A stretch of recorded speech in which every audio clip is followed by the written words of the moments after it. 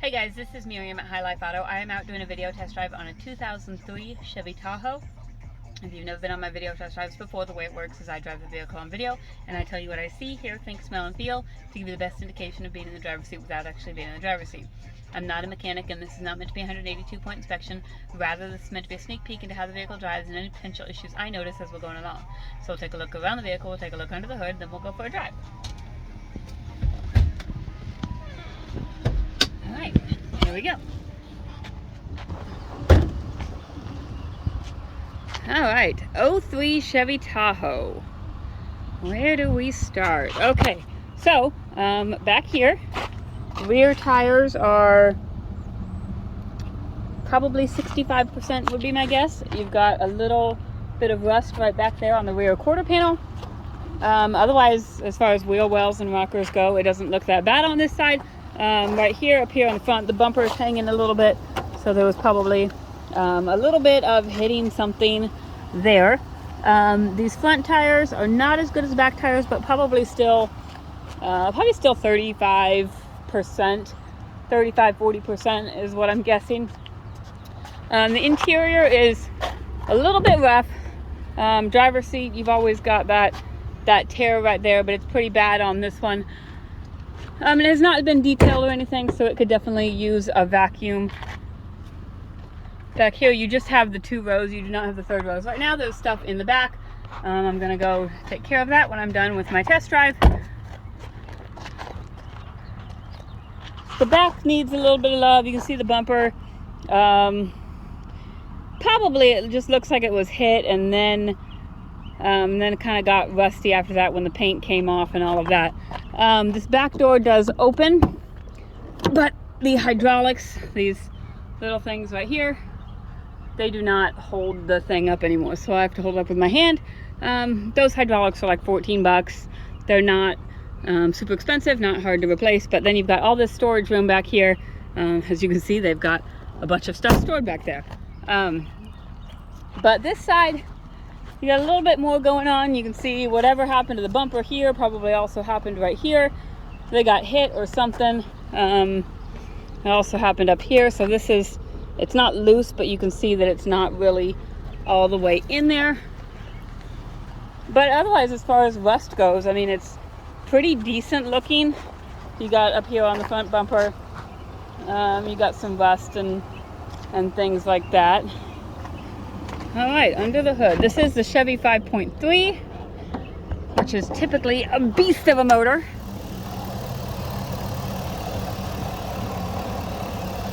All right, now here's a fun thing. Every once in a while we get a vehicle from auction that's like, what the heck is going on? So the window says, well, you can't see it, I rolled down my window. The window says weak brakes. So I come in here, I look at the brake fluid. Brake fluid's full, but then I'm looking right here. Something doesn't belong. So I don't know exactly what happened, but here's the old brake lines right here. And obviously you can see that they were rusted out. So they put new brake lines. I assume this is the brake booster. And they put new brake lines here. And then they went all the way across the front of the motor, underneath this air thing, over to there. Sometimes you just gotta shake your head and be like, all right, whatever. I assume he got the job done, but the brakes are still a little bit weak, and I'll kind of talk about that as we're driving. I don't hear any grinding or vibration or anything. They just feel like, I don't know what they feel like. I mean, they feel like a fluid thing, but I don't think it's fluid because the fluid's full, so I'm not sure. We'll kind of take a look at it as we go. Up here we have a parking brake light on, an ABS light on, service 4-wheel drive light on, which could be because of the ABS brake light, or the ABS brake light could be because of the 4-wheel drive light. Sometimes they cause each other. Odometer is 128,282, and it looks like the oil change says it's due at 128,932. But it's due last year, so whether or not this hasn't been driven, or whether or not we have a mileage thing, I'm not certain. Let's see, engine oil life, so yeah, it needs an oil change, but there's no check engine lights. Oil pressure, it reads high. That's usually a sensor, but reading high is never bad. It's when it reads low that's the problem. Over here, the four-wheel drive, you don't have any lights on this at all. So, you know, that could be this switch right here. It could be the fuse that controls this switch. It could be anything else. So there's that. My guess is right now there's no four-wheel drive because there's no lights on there to test it. We do have an aftermarket radio in here. CD player works, sound works. The radio, it doesn't stop at any stations. So my guess is when they put it in, they didn't hook up the antenna. Just when you go to seek stations, it doesn't find anything coming in. So my guess is they didn't hook up the antenna or something, but it does have good sound. If you like the aux player, I'm gonna turn the volume way down. The CD is, I think, in my opinion, less than appropriate, but you know, whatever. But the sound is good and the radio seems to work. It's just probably not entirely hooked up. Well, I bet, there we go. Okay, AC on, turn it on cold, and we'll see what comes out. We'll check our windows. Passenger side window works.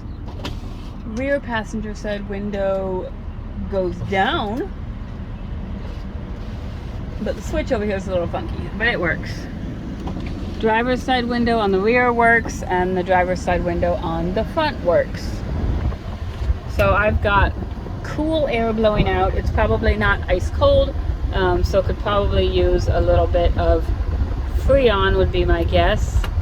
I turn down the fan and just see if that gets colder as we drive. And let's see. There weren't any check engine lights, but you can double check. You bring up my computer. Sometimes it hasn't set lights yet, and so that's why I use that computer in addition to the check engine lights. But there are no fault codes on there. And it says driver's door ajar. It still says driver's door ajar. So it might be a sensor or something because my door is definitely shut. Might be a sensor or something off right there, but the truck, van, whatever this is, it started up just fine, and it probably hasn't been started up in 2 weeks, so it doesn't have a battery draw or anything with the door.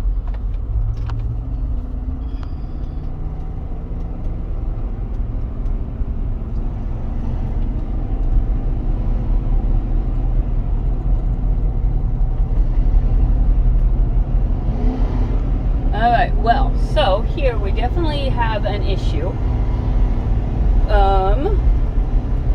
with the transmission.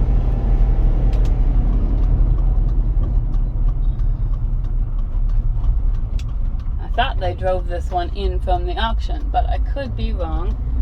Let's see, so we're gonna take this slow and figure out what we've got here. Okay, so we're gonna go through all the gears individually and see if we can get them, see if we can figure out where our problem is. Sometimes it's something simple like a solenoid. Okay, so we're in second gear, third gear,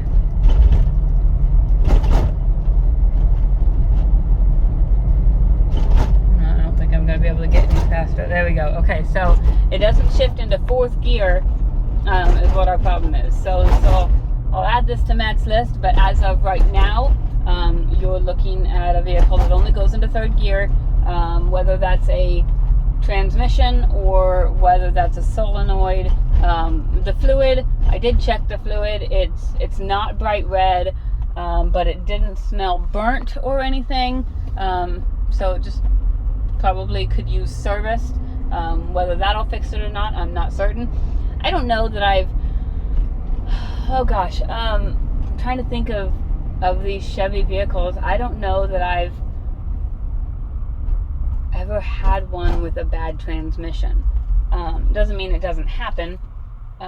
It just means that I don't think it's one of the common issues on these vehicles. So as we're going around here, I'll mention all the other things that I typically mention. I don't hear any suspension noise. The suspension seems fine. Like I said, the brakes are a little bit weak, but they seem fine. There's no grinding or vibration or anything. It's probably got something to do with whatever happened with that brake line that he wired up. I'm not gonna lie, it's kind of a little bit redneck, but we do redneck things around here. So we'll do that. We'll check our turn signals. Left turn signal is probably out in either the front or the back. Right turn signal works. Windshield wipers work. Horn does not work. We probably really didn't get to check the cruise. I got a FedEx guy behind me, so I'm going to continue to pull up. So I know that there's probably a couple things we couldn't check. There is a couple little things going on with this. Definitely a mechanic special vehicle. So if you have any questions, something I can answer, hit me up. My cell phone is 309-267-7200. Thanks, guys.